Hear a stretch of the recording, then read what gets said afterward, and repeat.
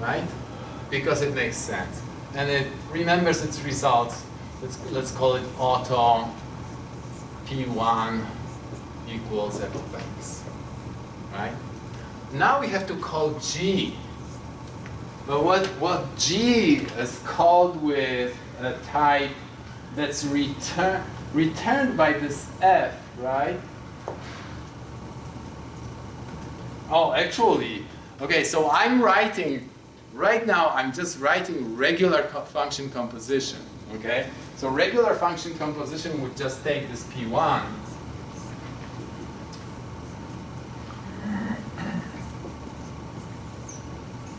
and would return this P2.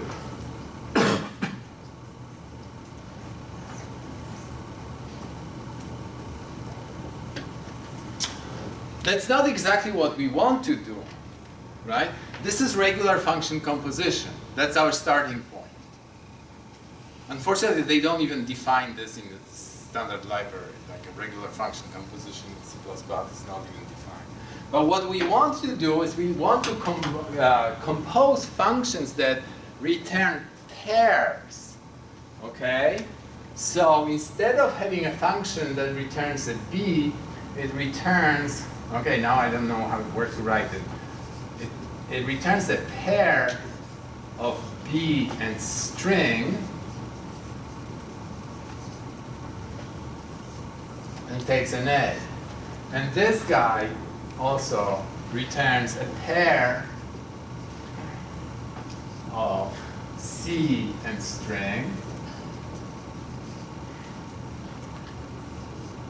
and takes a b. Okay? So I'm replacing this stuff with these, I'll call them embellished functions, okay? Functions that return an embellished result. I started with functions that were just taking a boolean and returning a boolean. Now I want a function that takes a boolean and returns a boolean paired with a string, and so on. And I want to do this for any type, right? So if I have a function that takes an integer and returns a double, I want to change it to a function that takes an integer and returns a double paired with a string, with the part of the log, right? So now P1, if I call f with x, P1 is a pair now. That's why I call it P, right? So if I want to call G, I have to do the first of this pair. Okay? First part of this pair is an argument to the second function.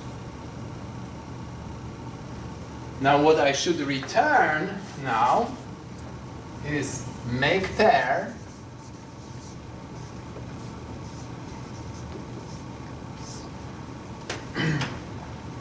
and the final result is the first part of P2, right? So P2 dot first. So if this was a boolean or a double and so on, I'm just extracting the original value that was returned by this function. But now it also returns a string. And this is where I'm concatenating the strings. So I take P1 dot second. Is that called second in C++? Yes. Yeah? Okay. Plus P2 dot second.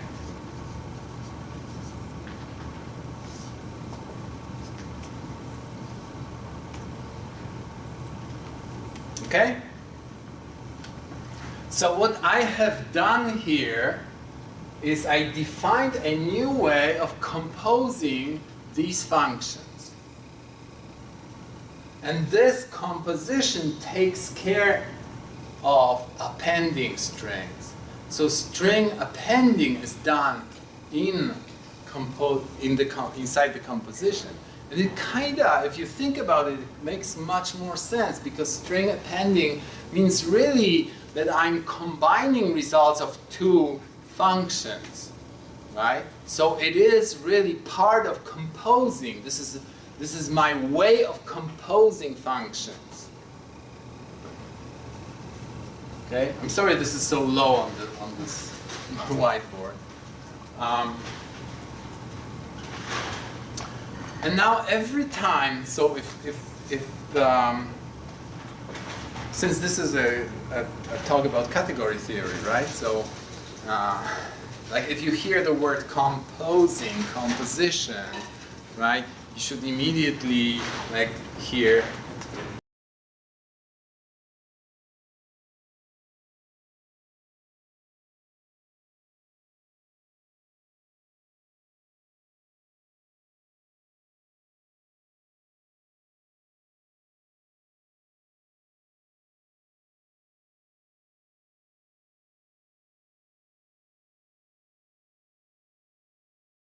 Is there a category?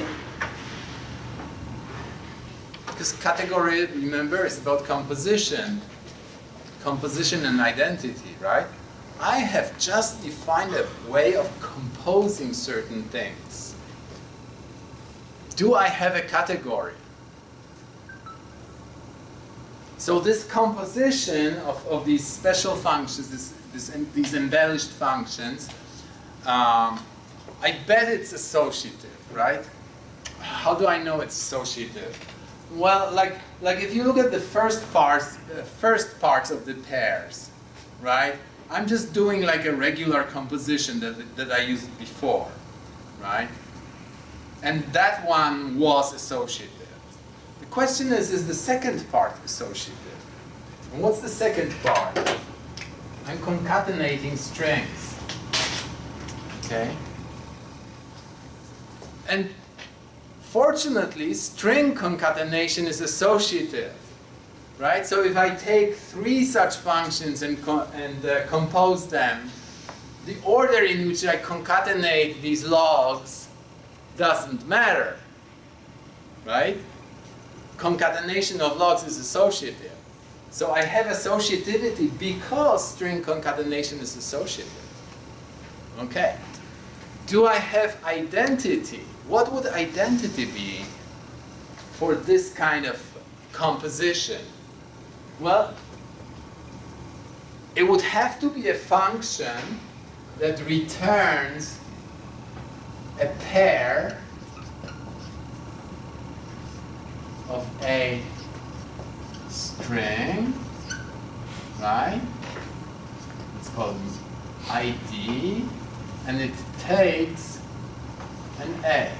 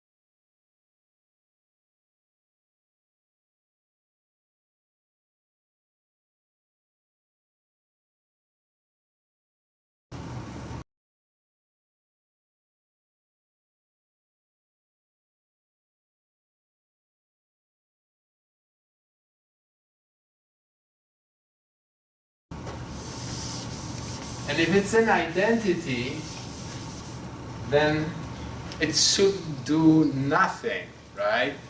So how do you do nothing? Well, you just return make pair. You have to produce a pair, right? Because it returns a pair. So all our embellished functions are like this. So identity has to be embellished as well. So you make a pair. The first part of this pair should be x without any change, right? I'm doing nothing. I'm just returning whatever you passed to me. But what's the second part of this pair? Empty string, right? It should not append anything to the log. It should do nothing to the log. Right? I'm doing nothing. I'm just returning whatever you passed to me. But what's the second part of this pair? Empty string, right? It should not append anything to the log. It should do nothing to the log. And now if you remember, it's like what do we have here? We have a binary operator that's associative and has a unit, right? This thing will work for any monoid. It doesn't have to be strings. Any monoid I define is fine. So my logging actually will work for any monoid. It's kind of hard to abstract it in C++, but in Haskell actually the definition of this stuff includes a monoid. Because we want to impose as few conditions as possible, and the only condition that we have to impose is that it's a monoid.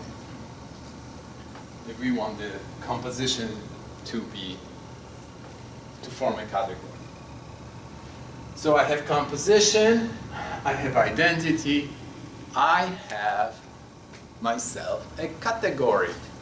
I build a category. The objects in this category are A, B, C, are types. But arrows in this category are not my regular functions. So if I have two objects A and B, the arrow between A and B is not a function from A and B. It's a function from A to a pair B and string. Now I switch to Haskell notation. Okay? But you see what I mean. So an arrow between two objects A and B is a function that's embellished. And I know how to compose these functions, and I know what the identity is, and I have a category. Now this category, I haven't invented this category for this purpose. This category actually has a name. It's called a Kleisli category.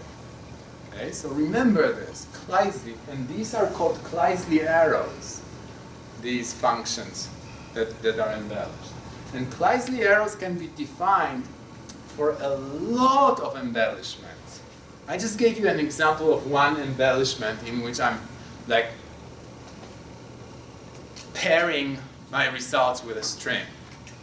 But there are many other possible embellishments that are extremely useful. And in fact, this is a view of something that you've heard about before, called a monad. So these arrows actually are composable because this embellishment is a monad. Okay? I can't really explain what a monad is yet. We'll get to this. But the important thing is that a monad is nothing special. It's just a way of composing special types of functions.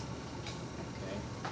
And I think that this whole problem with defining monads and people not understanding what a monad is comes from this background of imperative programming. In imperative programming, we don't really think about composing functions. We write our code thinking, okay, I'm calling this function and it returns something. I do something with this, what it returned, right? Maybe I'll call another function with it, right? Or I do some operation on the spot and so on. Within functional programming, you start thinking, okay, I'm composing a bunch of operations using function composition. And then you say, what if I use a different kind of composition? Not function, also function composition, but with some kind of flair, something additional. So if I redefine composition, I have this one additional degree of freedom in defining composition. If I use this additional degree of freedom, I am using a mode. Okay. So I think this is a good place to stop. Thank you.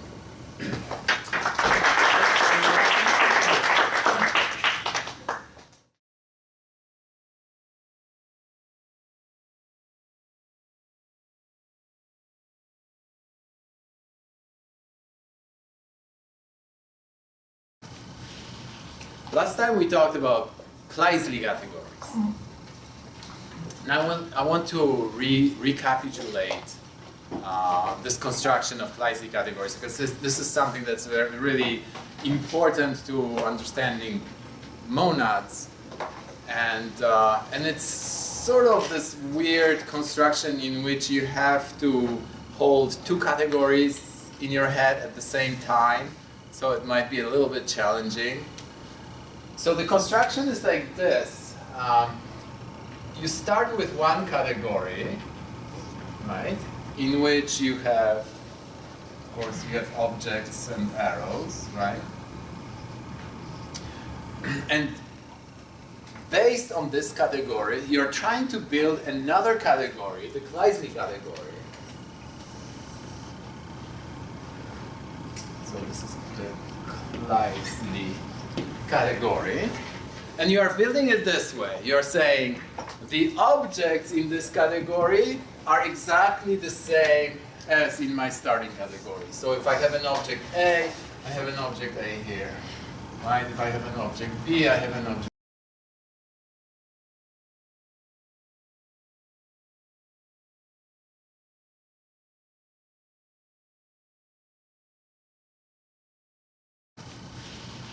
Last time we talked about Kleisli categories. Now I want to recapitulate this construction of Kleisli categories, because this is something that's really important to understanding monads, and it's sort of this weird construction in which you have to hold two categories in your head at the same time, so it might be a little bit challenging. So the construction is like this. You start with one category, right, in which you have, of course, you have objects and arrows, right? And based on this category, you're trying to build another category, the Kleisli category. So this is the Kleisli category. And you are building it this way. You're saying the objects in this category are exactly the same as in my starting category. So if I have an object A, I have an object A here. Right? If I have an object B, I have an object B here, and so on, right? However, the arrows in this category are not the same arrows as here. Okay? So if I have an arrow from A to B, it's not the same arrow as the one in category C from A to B. Right? Actually, I have something that for every object here gives me some other object.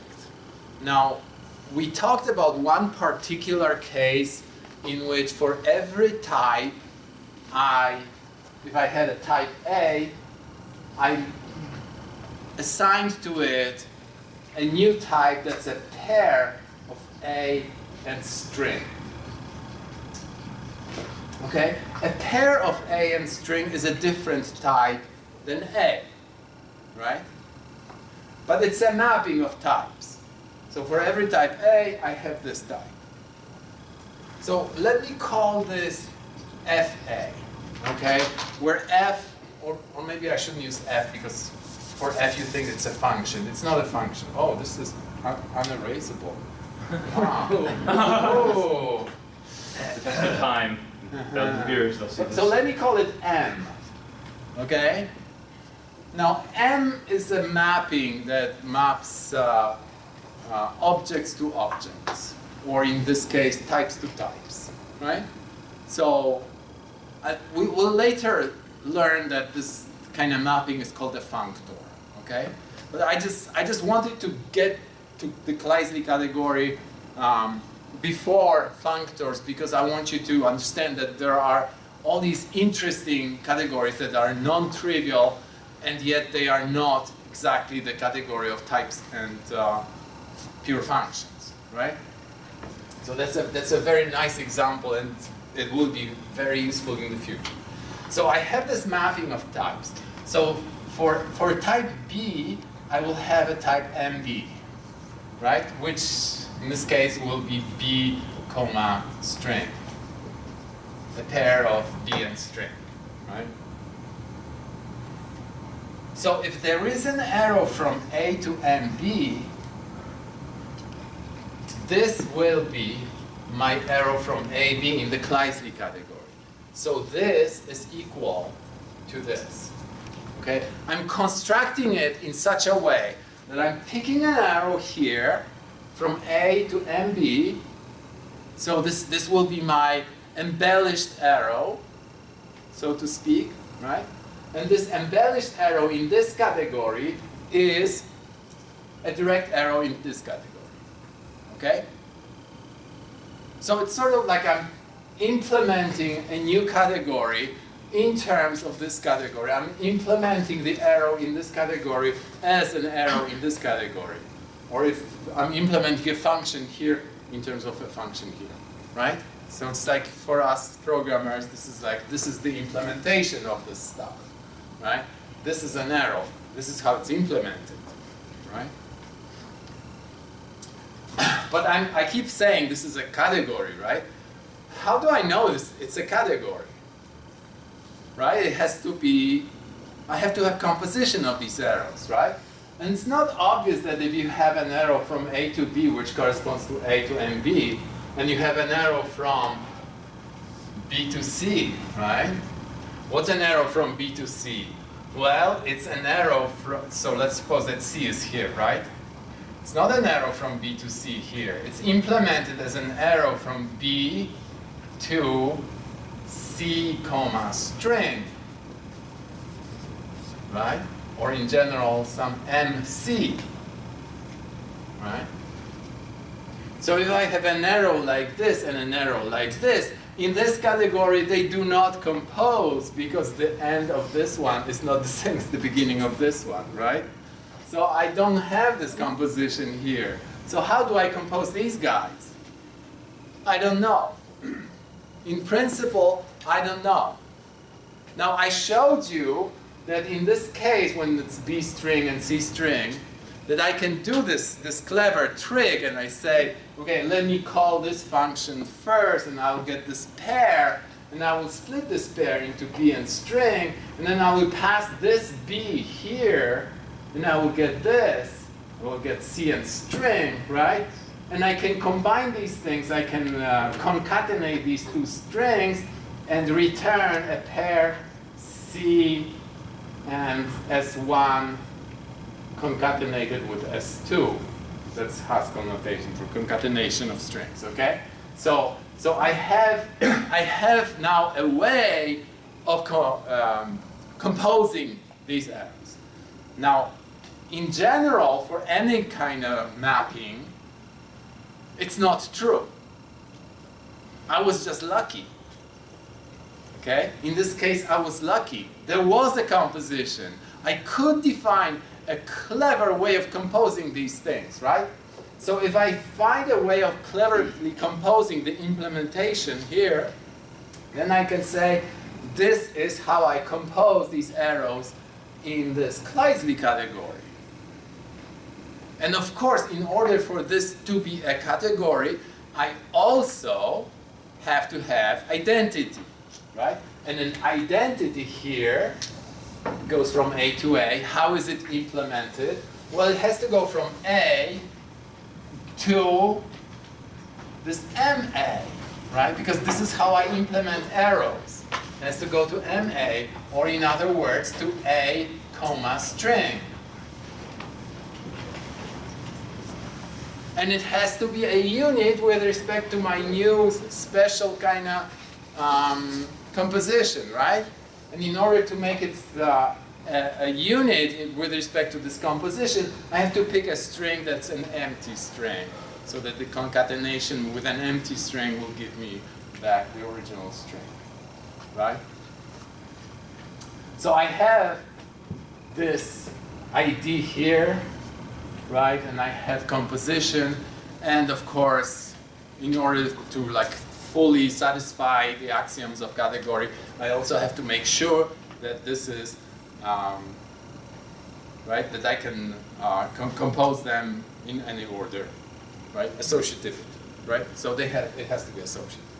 And then again, it was associative because the concatenation of string is associative. So in this case, you know, I had to prove all this stuff. You know, I had to come up with a way of composing these things. I have to figure out what unit is, what the identity is. I sometimes say unit, sometimes identity. Okay, just it's the same thing. And I had to show that it's associative. Right? Now, once I do that, then I can say this is a category. So I have a Kleisli category. And if this is a Kleisli category, then this mapping, like from A to A string, or in general from A to MA, is called a monad. So this is the one of the many definitions of a monad, right? But this is like a very clean definition of a monad for us programmers. We'll come back to this later when I actually come back to monad. But this is like important to understand this construction. It's like a very categorical construction. Okay. Permanent, huh? And now for something completely different. So we talked about sets, right? And there is this category set, and there is also a set theory, and there are these two views, and that's very useful to have these two views. Keep them in mind. One view is sets are things that have elements, right? And we can, using these elements, we can define things like a function is like maps elements to elements, you know. And there is this thing called empty set that has no elements, or a singleton set that has just one element, and so on. So a lot of these things can be defined in terms of elements, right? And then we have this category set, and in this category, we suddenly got the amnesia, and we don't know that sets contain elements. We are forbidden to talk about elements, right? The only thing we can talk about is these arrows. And where do these arrows come from? Well, we started from set theory, and we know that in set theory we can have functions between sets, right?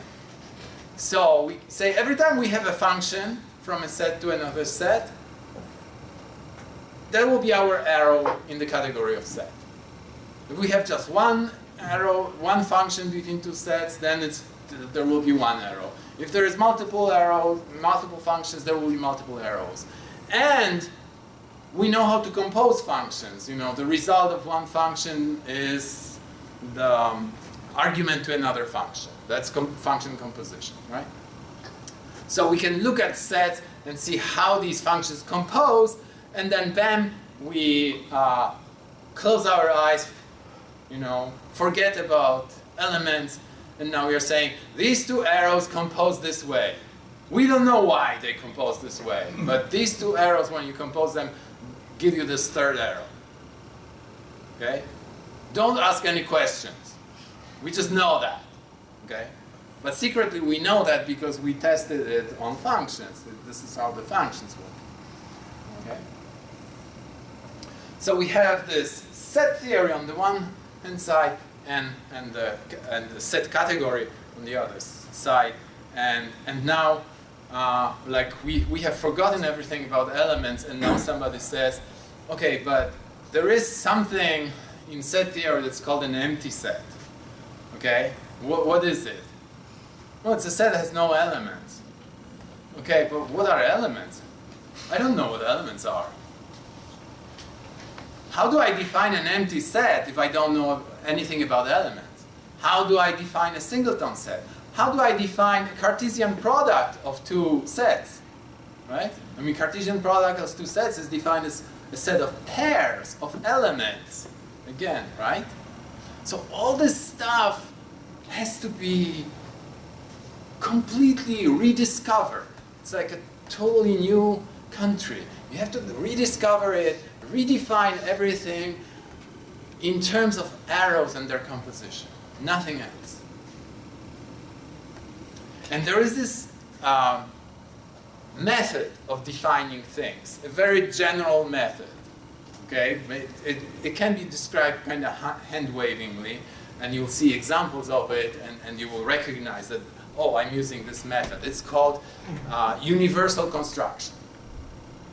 So in category theory, we use universal construction to pick a particular kind of object, or a particular kind of arrow, or a particular kind of pattern, and say, this is what we knew about something like this long time ago when we were still doing sets and elements, There was something like this, we forgot about how to do this, but here's a universal construction that actually gives you the same thing.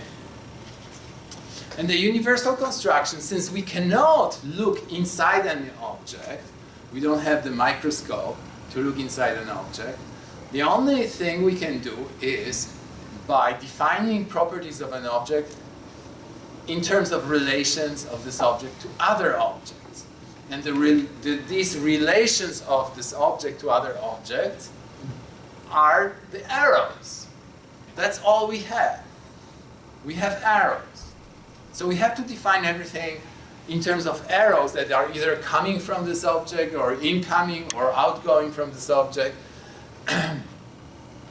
And in general, if this is like we want to identify a particular object that's only one object in the whole category that has this property, right? We'll have to define it with respect in relation to every other object in the category. So we'll just like have to think about the whole universe of objects. And we sort of went through this thinking already when we were talking about epimorphisms and monomorphisms, right? They are also defined in terms of the universe. How am I related to the universe, right? So here we'll do a very similar thing using universal constructions. And the general method to do universal construction is sort of like Googling something, okay? So you define a pattern. And a pattern is some combination of objects and arrows. Could be a very simple pattern. It could be like one object, or an object with an arrow to another object, or something like this. So these patterns are some simple things.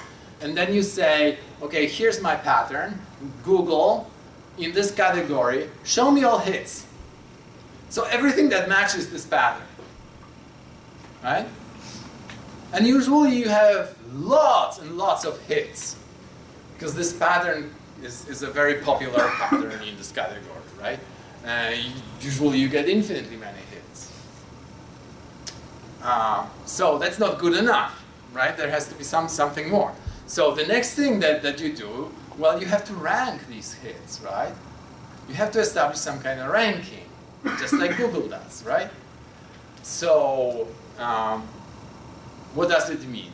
That if you have two hits that match the same pattern, you have to be able to say which one is better than the other, okay? Maybe not all of them are comparable. Like remember, like we were talking about orders. You know, if you have partial order, that it doesn't mean you can compare any two objects, but you can compare some of the objects. For some objects, there is a way of comparing them and saying this one is better than the other, right? So you have this ranking. And of course, this does not guarantee that if you have this ranking that you will have something that's at the top of this ranking. But if there is, then the top of this ranking, the best match, defines the object that you're looking for, okay? So this is a lot of hand waving, and of course you want an example, right? So we'll start with the simplest example. We'll try to define a singleton set. So we have a singleton set, and of course we know it's a set that has one element, right?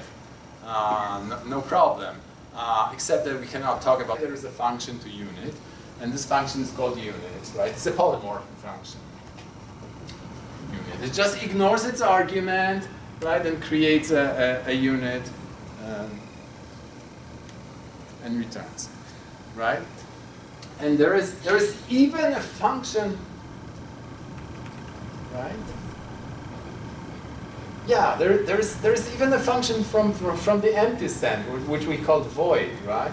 There's even a function from void.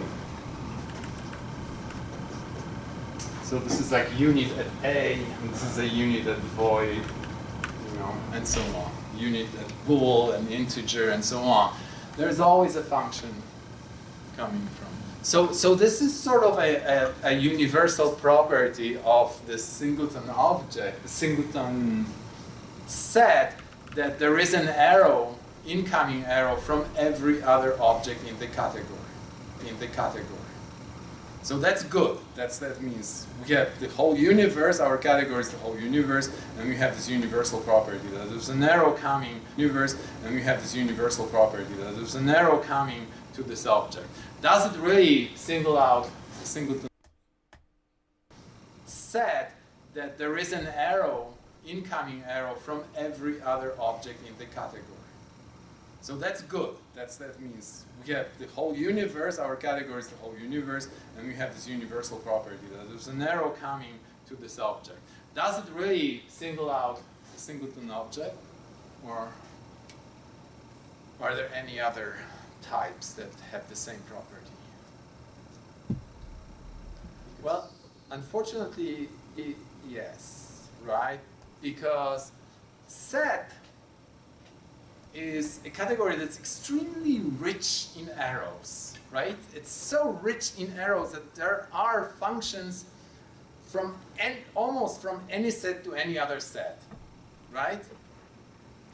There's only one case in which there is no arrow, and that's the arrow from non-empty set to void, right? To an empty set. There is no function from non-empty set to, right? If you have a non-empty set and you have an empty set, there is no function there, right? Because obviously somebody will ask you, well, so what is the image of this point here, this element in an empty set? Can't be, right? Because there are no elements here. So it's impossible to define a function from a non-empty set to an empty set. As long as there's at least one element, you know, you can always say, oh, they all map into the same element, right? And I'm fine.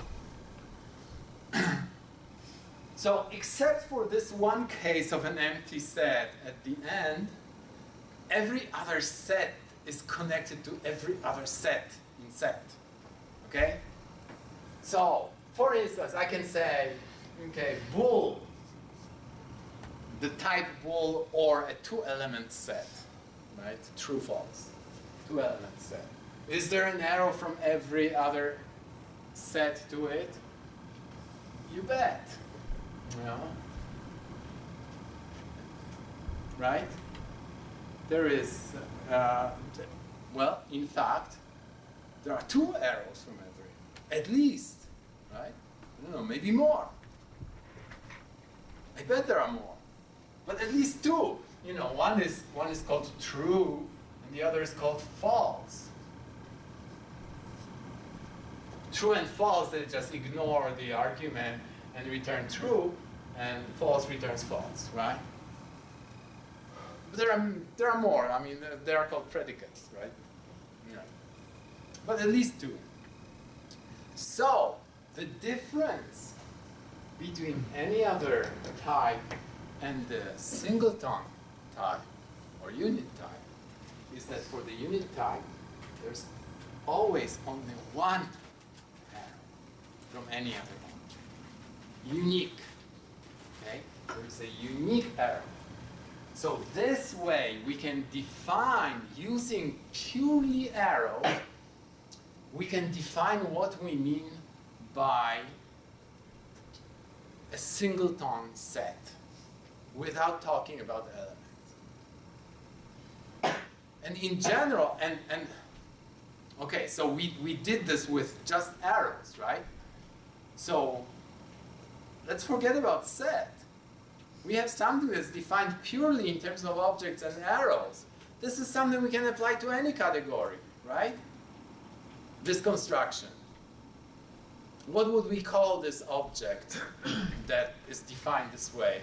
Well, we'll call it a terminal object, right? So this is a terminal object. This is a terminal for all arrows. All arrows will converge on this object, right? So we can define in any category a terminal object. Well, not really, because not every category has a terminal object, right? I'll show you in a moment that's not true. But we can try defining a terminal object in every category. We'll say a terminal object in a category is an object that has a unique arrow coming from any other object. Now it's important to understand that these are actually two separate conditions, right? So one condition is that for all objects A, there exists an F that goes from A to the terminal object. Okay, I'll just put a unit object here, right? So this is one condition. For every object A, for every type A, like in programming language, for every type A, there is a function from A to the terminal object. And for every two functions from A to the terminal object, so if we have F and we have G, also from A to the terminal object, they have to be equal. That's how you define uniqueness in mathematics. You say, well, so what if I have two of these? Well, if you have two of these, right, then they have to be equal. That means there's only one of them. It's a weird way of saying this, but that's how you say that. Okay, so that's a definition of a terminal object in any category. Now let's take an example of a different category, an order, right? A thin category, an order. Does it always have a terminal object? What does it mean to have